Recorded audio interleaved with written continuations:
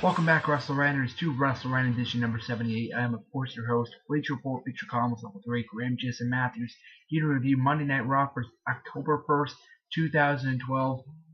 A decent show, not as good as it has been in recent weeks, but still a decent show nonetheless. To kick off the show, the WWE Champion CM Punk with Paul Heyman coming out, followed by Dolph Ziggler and Vicky Guerrero talking about AJ as Raw General Manager, how bad of a job she's doing.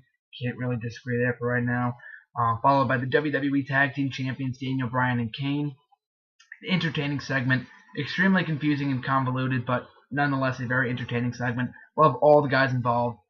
At least I'm glad they actually acknowledged a storyline with AJ. It was about a month ago. I know we were talking about this on SAVE US GSM last week.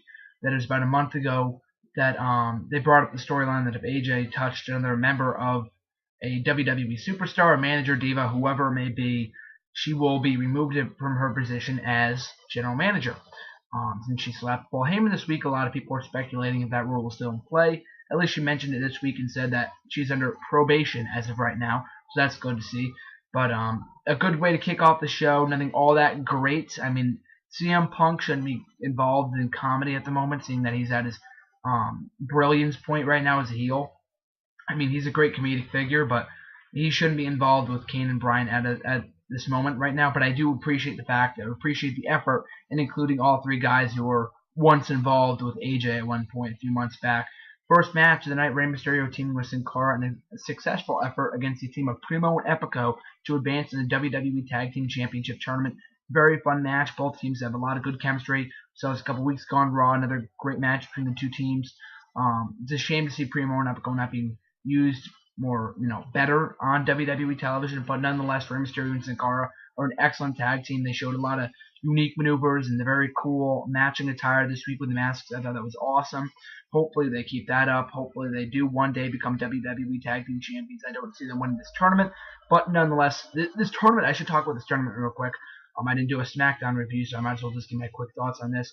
The tournament itself, absolutely brilliant idea. I believe this is the first tag team tournament that they've had since the WWE Tag Team Championships were first created about a decade ago in early October. So, I mean, I think this is an absolute brilliant idea to continue to do it. It highlights all the tag teams in WWE at the moment. Hopefully, Road Scholars ends up winning it. I'll get to that a little bit later in this review, hopefully.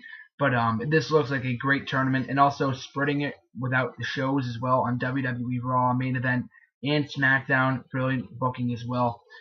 Next up, we had Antonio Cesaro quickly defeat Brodus Clay, which pretty much was a squash match. I was shocked by that.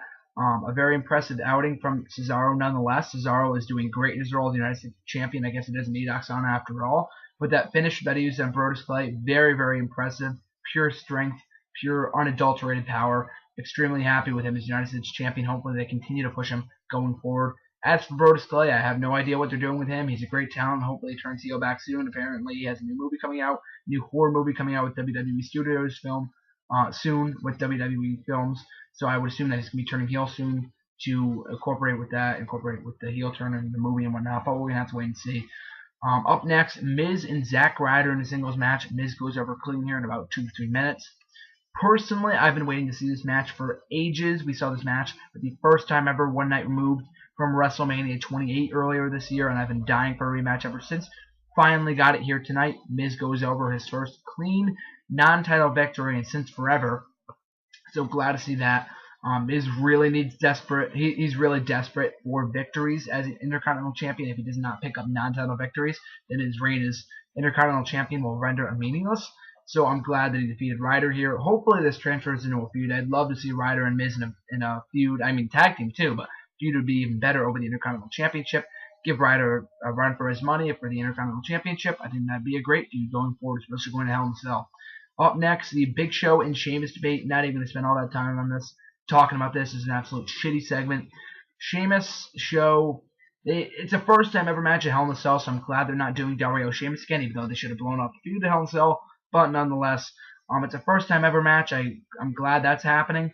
But the way they're going about this feud is all wrong. Big Show is a monster heel, I should say, as provided last week and showcased last week on Raw and SmackDown. They destroyed all of his momentum here by having him look like a complete joke to Sheamus, who is not funny at all. He's even not he's not even this.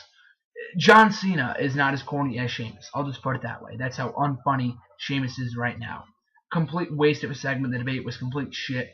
Hopefully this feud transfers into something. I want to give it positive feedback, so hopefully it transfers to something good in coming weeks.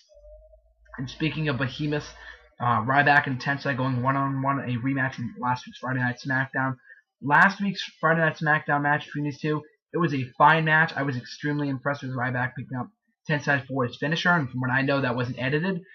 This week, not so lucky. Ryback going for his finisher on Tensai. Well, the match itself was just consisting of strikes and whatnot, but for the finish, Ryback was going for his finisher, botched it twice before he said, fuck it, I'm just going to go for the clothesline. Ended up picking up the victory instead. Not sure if that was Tensai's fault, not sure if that was Ryback's fault.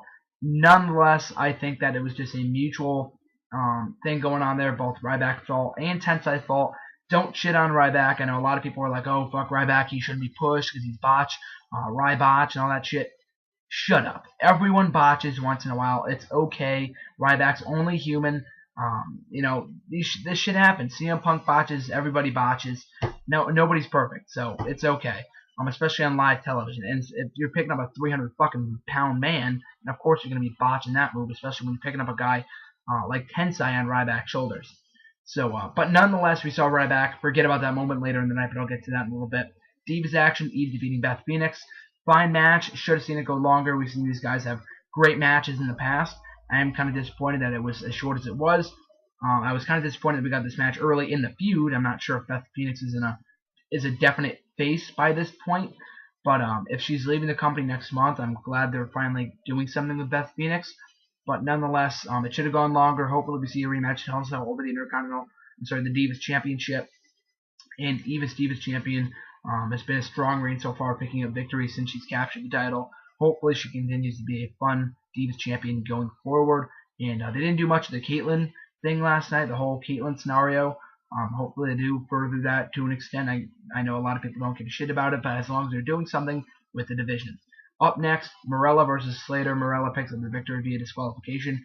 Throwaway match, we've seen it thousands of times, don't really need to talk about it. What's more important is what happened after the match, when the encore, consisting of Heath Slater, Jinder Mahal, and Drew McIntyre, attacked Brodus Clay, claiming that they were here to stay, they're the band, not TNA Eric Young's band, I should say, as I noted on Twitter earlier today. But nonetheless, I like this new stable. They have a lot of potential. I know WWE probably won't use them correctly. They didn't use them correctly as single stars, so I know they're probably not going to use them correctly as a stable.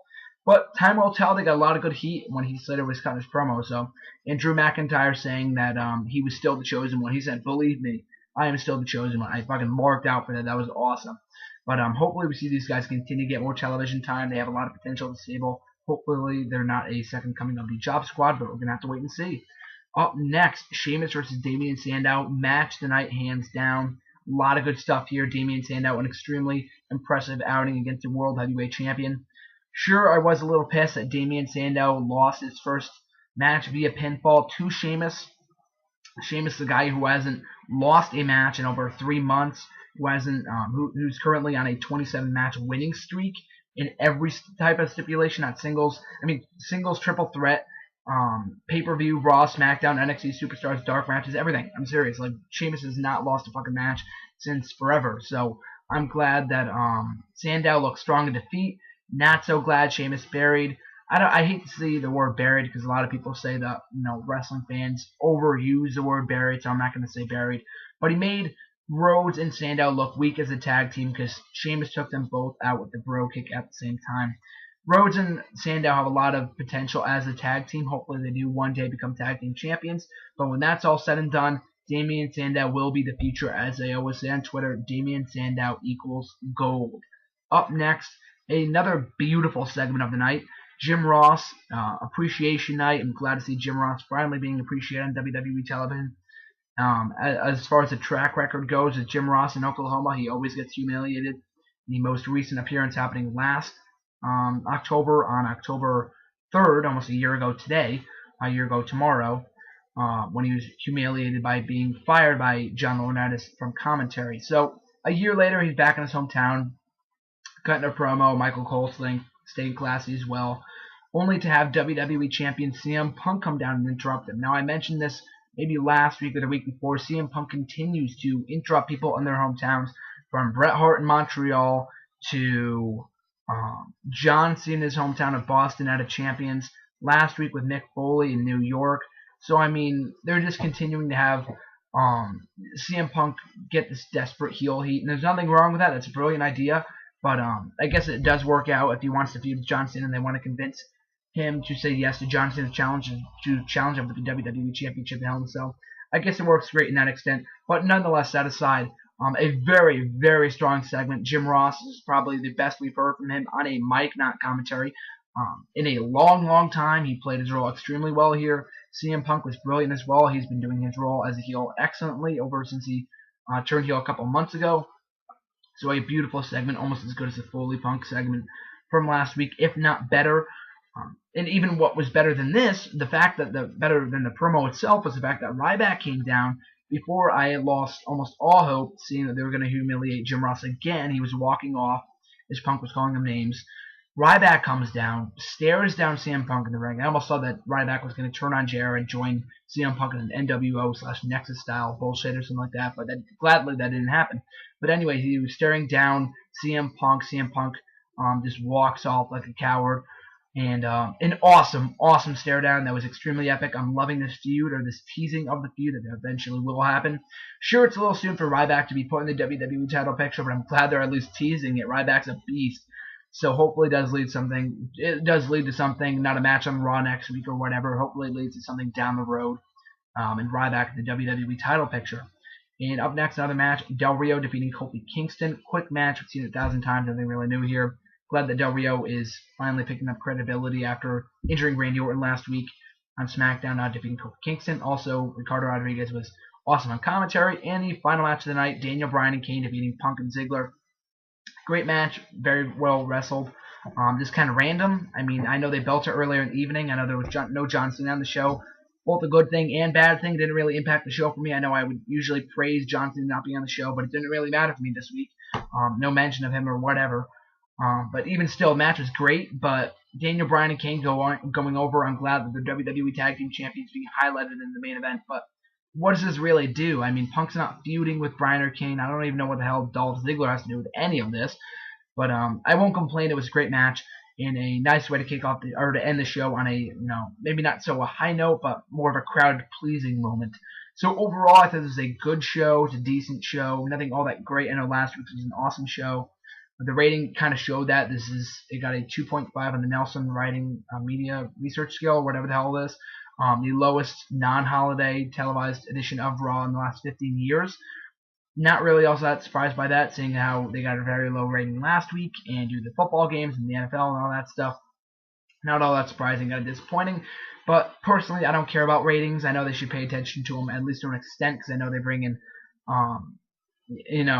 money and whatever, revenue. But just because people are watching or not watching doesn't mean they like it / dislike it. Just because 10 million people are watching Raw doesn't mean every single one of them likes it. So that's some logic for you. But nonetheless, not as good as weeks previous, this week's Raw, but hopefully they continue to pick up the build to going in Hell in a Cell in a couple weeks. JBO will be back on commentary next week. We're really looking forward to that. And looking forward to who CM Punk ends up facing for the WWE Championship at the Hell in a Cell. Looks like it's going to be a great show, much better than last year's and the year before. So I'm really looking forward to that. Make sure you guys hit the subscribe button. Hopefully you guys enjoyed. Make sure to hit me up on Twitter at @SAVE_US_GSM. It's GSM. Signing out.